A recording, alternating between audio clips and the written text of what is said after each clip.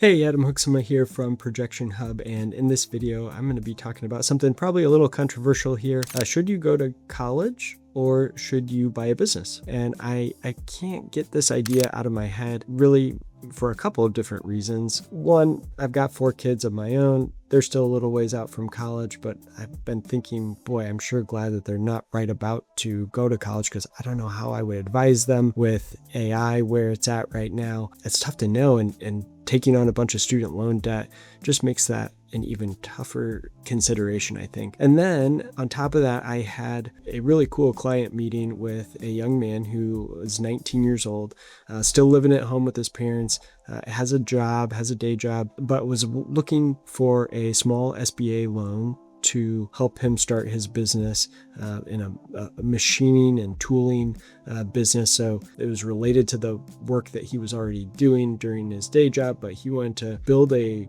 small pole barn on his parents' property. They had kind of a sectioned off parcel that they could build this pole barn, and then he had saved up about $30,000 for equipment to be able to put in the barn and then start doing jobs for clients. That was just making me think. I was really impressed with him, and I was thinking, man, if my kids were of that age, what's the difference here between, doing what he's doing, trying to start a business and having a job at 19 versus going to college for 4 years? And so I had Claude here do some analysis for me, and I thought it was really interesting, so I wanted to share that with you.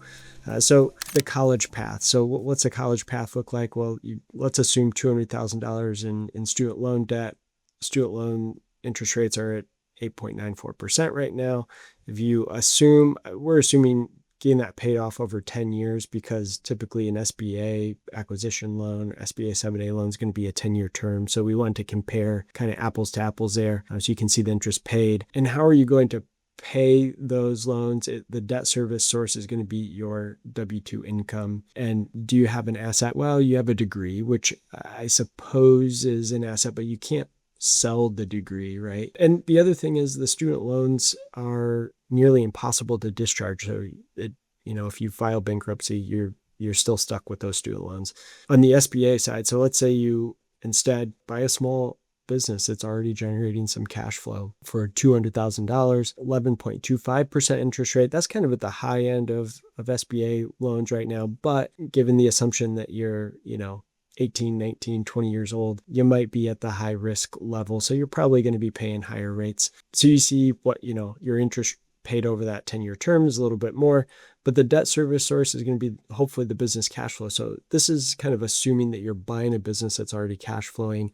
A $200,000 SBA loan should allow you to buy a business that's generating about $80,000 in cash flow. And so a portion of that's going to go to paying the debt, but a portion is going to be your income. So, all right, so let's look at some assumptions here.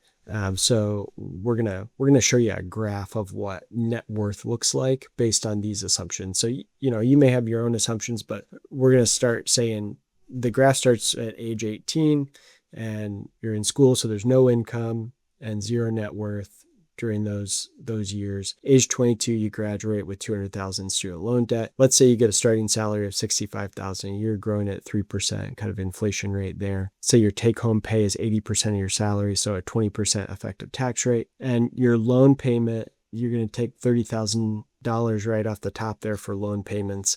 So you've got then $35,000 per year in living expenses. And if you have any extra, cash, you're either going to probably be paying off the loan faster or investing that. On the small business owner path, you buy that $200,000 business and you own the $200,000 asset. You could resell that business in theory for $200,000. Here's a big one. You get a 4-year head start on income and building equity before, the college grad even earns $1. So let's say you start at $80,000 of cash flow, right? The business is generating $80,000. Let's say it's growing at 4% a year. So you take that SDE, that's seller's discretionary earnings. So that's the $80,000 minus the loan payment. That's going to give you, and we assume the $35,000 per year living expenses. Let's assume that's consistent in both scenarios. And then the business value is going to be 2.5 times the current SDE, and it's going to grow with the business. So with those assumptions, look what happens with this graph. So the first 4 years, right, the red line is the college student. They start day one after graduation in debt, right? Now, you could look at this and say, okay, so does the small business owner. That maybe this graph, the green line, should start at negative 200,000 as well. But the idea is that, hey, if you're buying a business, a cash flowing business, that is an asset that you should be able to sell. And so basically the way we modeled this was saying you start at zero, you have a $200,000 debt with a $200,000 asset, which is the business. You get that 4-year head start. By the time you're 22, graduation day, the business owner's, $306,000 ahead in this scenario, right? And by age 28, they're $470,000 ahead. And it's not until age 32 where the college student is just now kind of breaking even, whereas the business owner, after, at age 32, they've been at this for 14 years, and it's really pretty modest growth rates, right? Just 4% a year, right, in growth. So it's really compelling, honestly, and hard to unsee once you see this.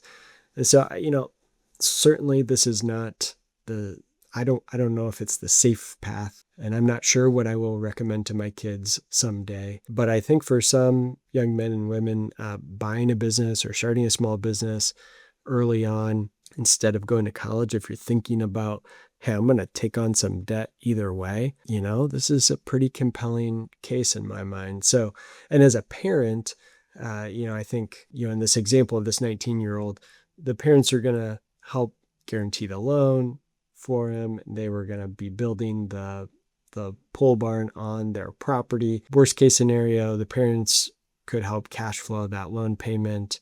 It wasn't a huge loan payment. And so, the child would be able to probably pay that off through their day job over time. They're also getting that head start on earning income, and they're going to learn a ton trying to own and operate a business. My personal experience was I went to college for 4 years, and then after graduation started a business almost right away. And that's when I learned everything. I learned so much more when I was actually trying to do something, trying to operate a business and failing and trying again and failing and trying again. That was a ton of learning that I think, I was able to get done. Now, I had a great college experience, but I think there's something compelling here to think about, and all the more so during this age of rapid AI change. And so all that to say, if you are a young individual trying to consider, hey, should I start or buy a business, or should I go to school? Or if you're parents, probably really more the audience I'm thinking about. If you're the parents trying to think, how should I advise my kids? And I want to help them. I'm willing to guarantee some debt for them if I need to help them out. This SBA path might not be a bad idea, especially if you as a parent are also kind of entrepreneurial or business oriented. Then I think even more so, you can help your kids as they're going through that process, set them up for some success. So yeah, if that's you and you want to chat about, hey, what would this look like? What's possible from a SBA standpoint, feel free to reach out to me. You can reach me at adam@projectionhub.com. You can email me there, adam@projectionhub.com, or leave us a comment in the comment section of the video below. I'd love your feedback. I know this is a controversial one, and so would be interested in your thoughts. But of course, this is not financial advice, but it is just my perspective as I'm kind of thinking through this for my own situation, and some interesting conversations with some clients. So hope this is helpful, and feel free to reach out. All right, thanks.